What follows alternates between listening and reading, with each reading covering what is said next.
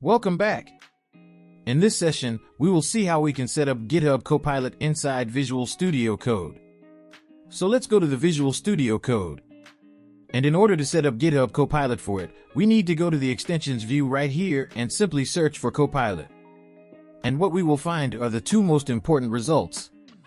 The first two results will be the GitHub Copilot extension and the GitHub Copilot chat extension. We need both of them, so I recommend you to install both of them, and both of them will be installed. If you will simply install the GitHub Copilot extension, you can see the other one is installing also. The GitHub Copilot chat. It will take a few moments and then they will be installed. For my case, I have already installed. Hence, I'm getting uninstall option. For your case, you will be getting install button. Once at GitHub Copilot extensions installed, you need to sign in with your GitHub account which you have used for GitHub Copilot signup. If you haven't done the sign up for GitHub Copilot, you can use this link and this will take you to the same location which I showed you in our last session. Just simply click on it and let's see. And here we are onto the same page. Click on Start Free Trial and provide the requested details.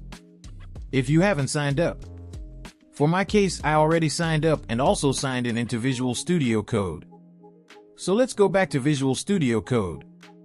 Once you sign in, you will get this icon into your status bar of Visual Studio Code.